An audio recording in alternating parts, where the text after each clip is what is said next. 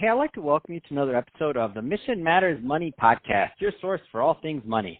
My name is Adam Torres. You can follow me on Instagram at AskAdamTorres to keep up with my book releases, book tour schedule, signings, all that other good stuff. I always love to connect with you there. And as always, if you'd like to apply to become a co-author of one of my upcoming books, just head on over to the website, missionmatters.com, and click on Become an Author to apply. All right, so today I have Tosin Oduwole on the line, and he's founder and CEO over at AQuisition Partners United. Tosin, welcome to the show. Hey, thank you for having me on. I really appreciate it. All right, so excited to get into today's topic. So we're going to talk about investing in multifamily assets. But before we do that, let's go a little bit further into what you're doing over at AQuisition Partners United, also known as BAP United. Tell us a little bit more about your company, please.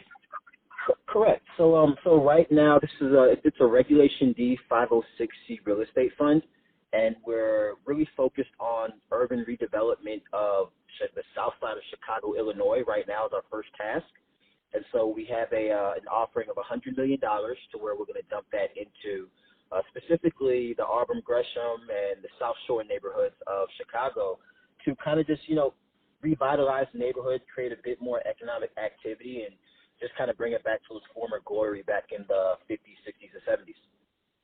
That's awesome. I think it's a great transition, too. So let's just dive right into today's topic. So investing in multifamily assets. I know you've been doing this for a long time. Where do you want to start with this topic? My first introduction into real estate was really from my parents. My parents had me somewhat young. They were, 23, 24 when they had me. By the time my dad was 27, he had owned about 220 units in St. Louis, Missouri, all multifamily residential apartments. So I kind of grew up in a real estate household, and, my mom did the property management. So my mom would be the one picking up the rent checks from the tenants, and, she used to drag me with her. I used to hate to go. I would have rather sit at home. But, she used to just drag me with her, and when I kind of look back at it, I kind of see that the type of freedom and time management that she had, because she didn't really have a 9-to-5. It was just picking up the rent checks and just kind of supervising the people that were cutting the grass, and if there was any maintenance issues. It kind of let me see how to live a life more on your own time as a young child. And so when I got to around 21 or 22, that was when I kind of said, you know what, I want to give real estate a shot and kind of, replicate what they did, getting into the multifamily apartment building space. So fast forward a couple years later, I became co-founder of a Regulation A Tier 2 fund that was based in Atlanta, Georgia. And our first fund, we raised $8.5 million in the first 7 days of being live. We ended up purchasing. First off, congrats on that. That's not an easy task, so congrats. Let's not just glance over that. That's a big deal. Good job. Thank you. I mean, it took a lot of research, and it was something that we kind of prepared our audience for about a year and a half before we actually started raising the funds. But that was a success, and we were able to buy a lot of commercial properties around the country in, I think, about 5 or 6 states. And so I saw some ways in which that plan could have been done better. It's just to having more of a concentration of the funds into one neighborhood that you can kind of control the rental rates, the comps, and you're kind of concentrated. So you have a bit more power to yield. And so that's what we're looking to do with the second fund with this Regulation D, is to focus all of the funds that we can raise into Chicago's Southside neighborhoods. Let's talk a little bit more about the opportunity you see in that market. Tell us a little bit more about where you see the value add. I see the value because, when people hear the city Chicago, Illinois, the number one thing they think is violence. Chicago has been broadcasted all amongst the media for years, just being a very violent place. And a lot of people don't know that Chicago is also called the New York of the Midwest. It's a major economic hub for the Midwest. And violence has been down for, I believe, the last 3 or 4 years in a row. So there's a huge value add that because of the reputation it has, there are Class C and Class B properties that are generating, decent, 12, 13, 14% annual returns, and you're able to buy those things for next to nothing. If you compare it to a market like New Jersey or Atlanta, Georgia, where people are jumping up and down for 7 cap and 8 cap properties, But in Chicago, you can routinely see between 10 and 17 for the same quality of properties.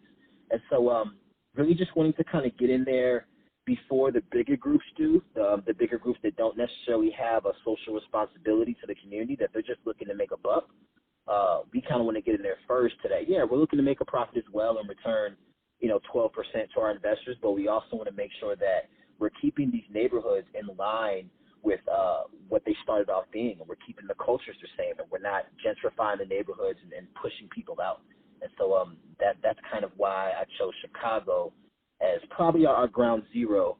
And after Chicago, we're going to probably expand it to Cleveland and St. Louis, but Chicago right now is the most important for me right now. Let's talk about the type of properties that you're looking for. Tell us a little bit more about that.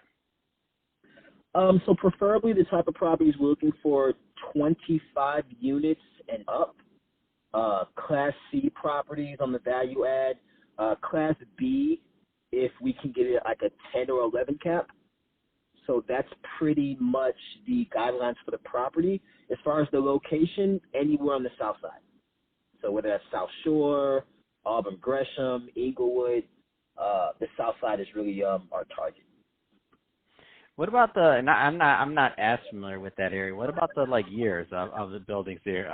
What is the kind of range there in terms of build? Gotcha. So the great thing about Chicago is that, just a little history lesson, Chicago and New York, their buildings are pretty much built the same. If you Google back in, I believe, the 30s, 40s, and 50s, Chicago and New York were in a competition to see who could build the highest and the biggest buildings. And so they were using the same structures as far as brick and steel.